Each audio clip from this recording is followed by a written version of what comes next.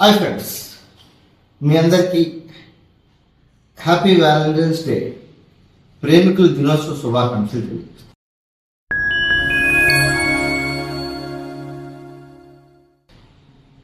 Dear friends, ప్రతి మనిషి జీవితంలో ప్రేమ అనేది ఒక భాగం మాత్రం.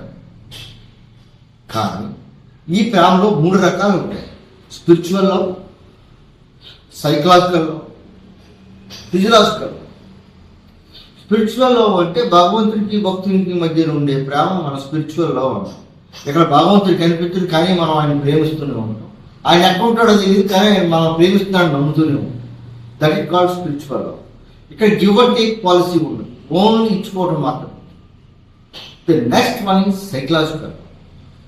కొన్ని ఆలోచనలు, కొన్ని భావాలు మనిషికి ఆనందాన్ని ఇస్తాయి. ఆ ఆనందం ఇచ్చినప్పుడు బ్రెయిన్లో కొన్ని రకాల హార్మోన్స్ రిలీజ్ అవుతాయి. ఆ హార్మోన్స్ రిలీజ్ అయినప్పుడు మనిషి చాలా హ్యాపీగా ఉంటాడు. Third one is physical love. ఆ వ్యక్తి కనిపించాలి, ఆ వ్యక్తితో మాట్లాడాలి, ఆ వ్యక్తి నాతోనే ఉండాలి, నేను ఆ వ్యక్తితోనే ఉండాలి అనుకునే ఒక ఫిజికలాజికల్ లవ్. సో ఈ మూడిట్లోని ఒకే ఫినామినా మన బ్రెయిన్లో జరుగుతుంది. దట్ ఈస్ కాల్డ్ ఆక్సిటోన్ అనే ఒక హార్మోన్ రిలీజ్ అవుతుంది. దీన్ని మనం హ్యాపీ హార్మోన్ అంటాము. ఈ హార్మోన్ కోసమే మనిషి ప్రేమ కోసం తహ అనుకుంటాడు. So difference. ప్రేమ అనేది ఇచ్చే కొద్ది పెరుగుతుంది, ఆశించే కొద్ది తగ్గుతుంది. సో నిజంగా మీరు ఎవరైనా ప్రేమిస్తే వాళ్ళకి ఇవ్వటం నేర్చుకోండి, కంఫర్ట్ ఇవ్వండి, వాళ్ళని పొగడండి. వాళ్ళకి ఏం చేస్తే ఆనందంగా ఉంటుందో అది చేయండి, ప్రేమ రెట్టింపు. కానీ ప్రేమ పేరుతో వ్యక్తులకు బౌండరీస్ ఇచ్చి నువ్వు ఇలాగే ఉండాలి, నువ్వు అలాగే ఉండాలంటే ఖచ్చితంగా మీ ప్రేమికులు అతి త్వరలో మీకు వెళ్ళిపోవడం జరుగుతుంది. అందులో ఒకటి. So difference. ప్రేమించండి, జీవించండి. కానీ చాలామంది ఎవరో ఒక వ్యక్తి ప్రేమించలేదనో, ఒక వ్యక్తి ప్రేమించి వెళ్ళిపోయారో అనేసి మన జీవితాన్ని పాటు చేసిన కూడా చాలా. మీకు ఒక విషయం తెలుసా, భారతదేశంలో టాప్ ఐఐటీస్ లో more than 12% people are depression due to love affairs. ఆ అబ్బాయి అమ్మాయిని ప్రేమించో, అబ్బాయి అమ్మాయిని ప్రేమించో వాళ్ళు వెళ్ళిపోయినప్పుడు ఆ డిప్రెషన్ ఫీల్ అయ్యి వాళ్ళ కెరీర్ మొత్తం పాడు చేసేసుకుంటారు. సో నేను మొదట్లోనే చెప్పాను, ఈ వీడియో మొదట్లోనే, జీవితంలో ప్రేమ ఒక భాగం మాత్రమే. So difference. సో వెళ్ళిపోయిన వాళ్ళ గురించి ఆలోచించవద్దు, వాళ్ళ కోసం బాధపడద్దు. జనరల్గా ఒక పాత సామెత ఉంది, పాత నీరు పోతే కానీ కొత్త నీరు రాదు అని. అలాగే గీతోపదేశంలో చెప్తాడు, ఏం చేసినా మన మంచికి. ఒక వ్యక్తి మన జీవితంలోకి వచ్చినా మన మంచి కోసమే, మన జీవితంలోకి వెళ్ళిపోయినా మన మంచి కోసమే. So difference. వెళ్ళిపోయిన వాళ్ళ కోసం బాధపడద్దు. ఖచ్చితంగా మనం ప్రేమిస్తాం కాబట్టి మనల్ని ప్రేమించేవాడు కూడా ఉంటాడు. ఒక ప్రవాహం లాంటిది.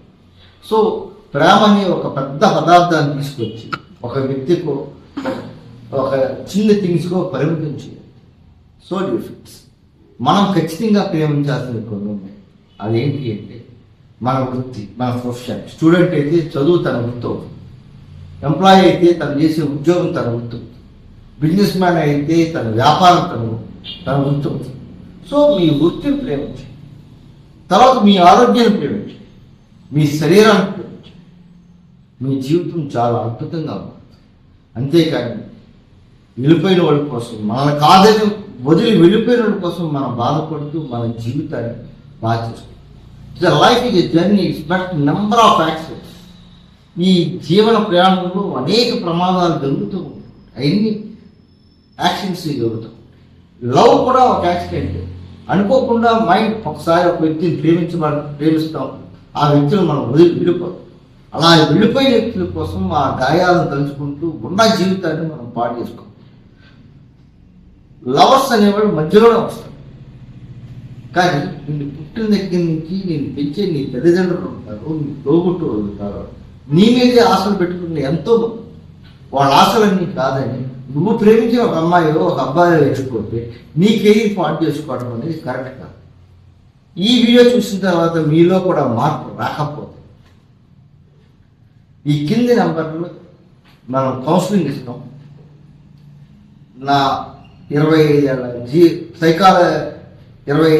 సైకాలజిస్ట్గా నా అనుభవంలో కొన్ని వందల మంది ఈ ప్రేమ బాధితుల్ని, ప్రేమ కాటుకి బలైన పిల్లల్ని బయటికి తీసుకొచ్చి ఉన్నతమైన తీసుకెళ్ళారు. సో నిజంగా ఈ ప్రేమ గాయమే ఉంటే, ఈ ప్రేమ వల్ల మీరు డిప్రెషన్ గురవుతుంటే మీరు కాంటాక్ట్ చేయండి. నేను మీకు ఖచ్చితంగా హెల్ప్ చేయండి. Thank you very much.